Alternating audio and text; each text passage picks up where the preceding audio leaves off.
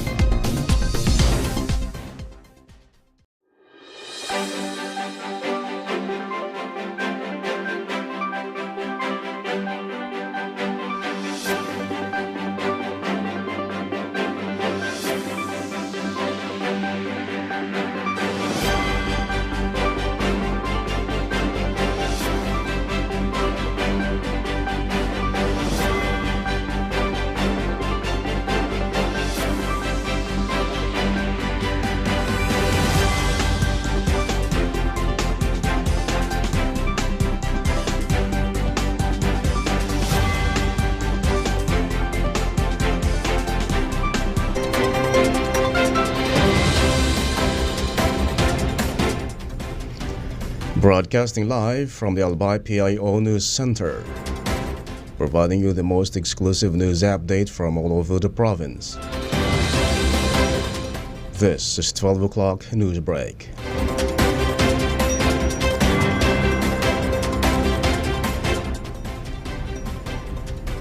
In the local scene, the Department of Agrarian Reform, DAR Bicol and its Sorsogon Provincial Office will turn over Friday and Sunday more than 40 million pesos worth of bridges that will help to boost the agricultural sector of 4 municipalities in the province. Regel Guariña, DAR Sorsogon Public Information Officer, said that the bridge projects implemented under the agency's tulay ng Pangulo para sa kunlarang pang-agraryo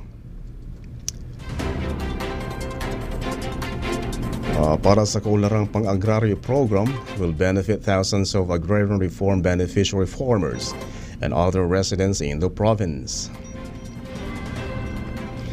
Guariña said that DAR Sorsogon partnered with the Department of Public Works and Highways Bicol in the planning, construction, and monitoring of the bridges. The 4 projects are the Benavista Bridge in Barangay Benavista in Sorsogon City, a 17.40-meter bridge that cost 8.62 million pesos, Bangate Bridge in Barangay Bangate, Barcelona Town, a 55-meter bridge worth 10.08 million pesos, the Banugao Bridge in Barangay Banugao in Matnog Town, a 40.20-meter bridge worth 10.0 million pesos, and the San Roque Bridge, a 30.11-meter bridge in Barangay San Roque, Castilla Town, with 11.81 million pesos project cost. Guariña said tulay ng Pangulo para sa kunlarang pang-agraryo is one of the priority projects of the Marcos administration in its effort to boost the agriculture industry and preserve a steady food supply. In a developing story from yesterday, the 2 members of the New People's Army, who are both facing charges of multiple attempted murder, were arrested after an arrest warrant was filed against them in Masbate on Tuesday, November 7. Both the arrested are residents of San Fernando, Masbate. The said members are members of Platoon 2, Field 1, Provincial Committee 4 of the said province. Meanwhile, the authorities reminded all members of the rebel group to return to the government in order to change their lives and choose a peaceful life with their families. In another news, mandatory training for the Sangguniang Kabataan SK and Local Youth Development Council LYDZ began on Tuesday, November 7 and will last until Friday, November 10 today. The city government of Legazpi is the first local government in Albay to conduct its said training, according to Darlito Perez Jr., a City Youth Development Council officer. Perez added that the National Youth Commission NYC is said to have mandated the existence of this activity to guide and teach the participants how to create a program relative to their agency. Meanwhile, part of the training is the discussion of the local youth development plan, history, and other important details that they need to know, budgeting, planning, and testimonials of the past presidents of the SK Federation.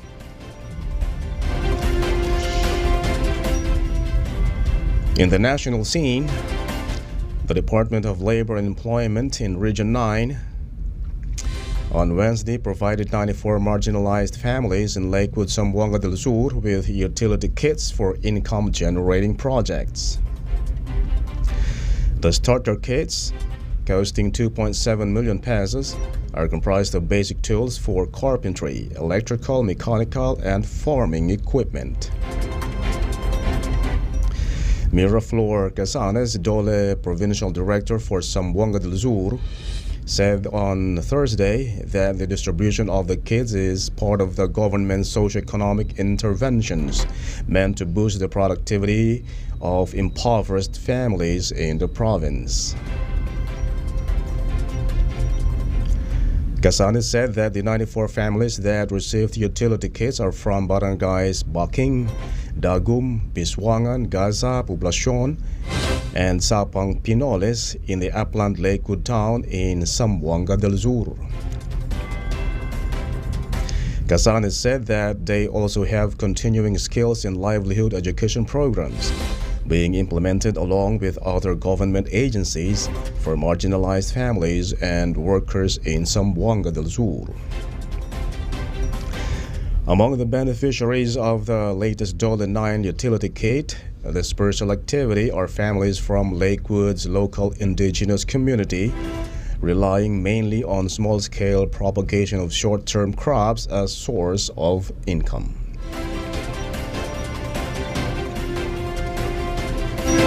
In another story, a Philippine security official said on Thursday that video sharing app TikTok could face a nationwide ban if it is proven to be engaged in cyber espionage.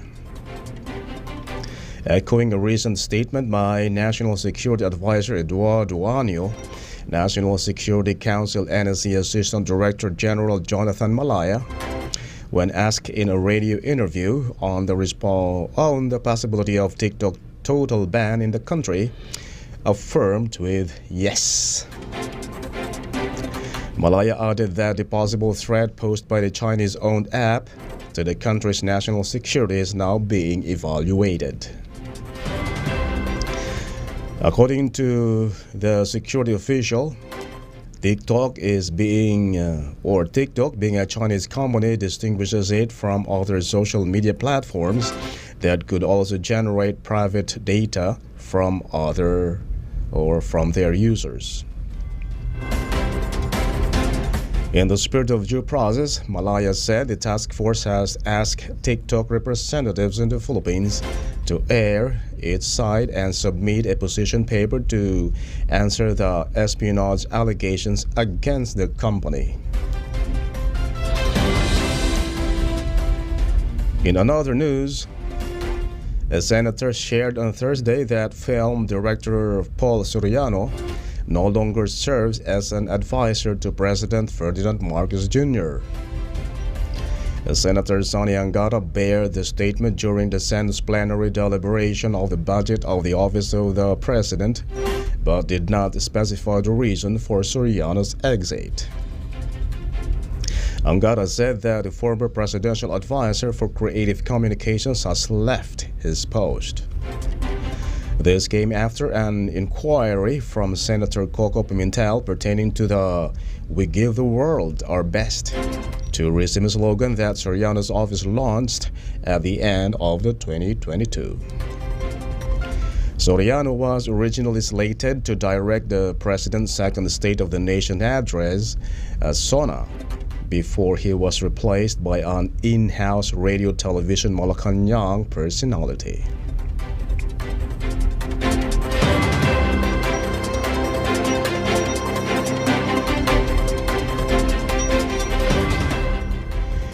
And in the news outside the country, Vatican City said Wednesday that transgender believers can be baptized in the Catholic Church if it would not cause a scandal or confusion. The Dicastery for the Doctrine of Faith, tasked with promulgating and defending matters of Catholic faith, also raised no objections to baptism for the children of same-sex couples, either adopted or born through surrogacy. It was approved by Pope Francis, who has repeatedly said the Church should be open to everyone, including LGBTQ plus believers. However, he has made clear that he considers homosexuality a sin, as any sexual act outside of marriage. In the document, the Dicastery said transgender faithful can receive baptism under the same conditions of other faithful, if there is no situation in which there is a risk of generating public scandal or uncertainty among the faithful. In another story, immigration authorities have blocked an American sex offender from entering the Philippines. The Bureau of Immigration said Thursday that its Border Control and Enforcement Unit barred Terry Lynn Spice from entering, as he is a registered sex offender previously convicted for engaging in online solicitation of a minor. He was stopped at the Ninoy Aquino International Airport on November 3. Spice was also the subject of an alert order issued by Bureau of Immigration Commissioner Norman Tancinco. Citing Interpol's National Central Bureau in Manila, the Bureau of Immigration said that a court in Texas convicted Spice in November 2012. Border Control and Enforcement Unit Deputy Chief for Operations Joseph Cueto said Spice was sent back to the United States on November 4. This year alone, the Bureau of Immigration said at least 140 foreigners were denied entry into the country due to their records of conviction on sex crimes. Under the Philippine Immigration Act, foreigners convicted of crimes involving moral turpitude must not be allowed to enter the country.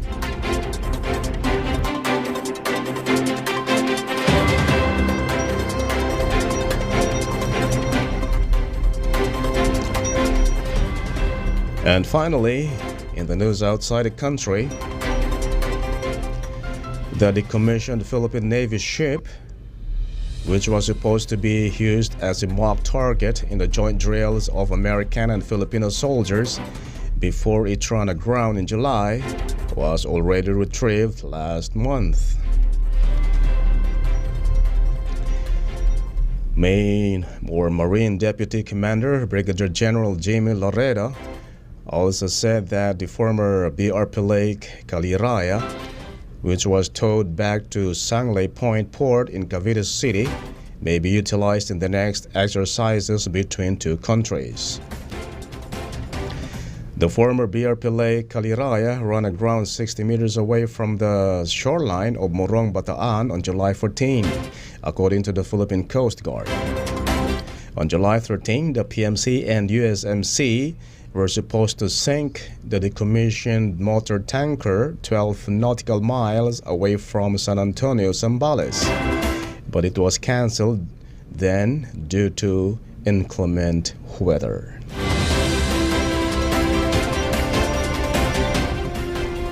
And that's all for the 12 o'clock news break, November 10, 2023.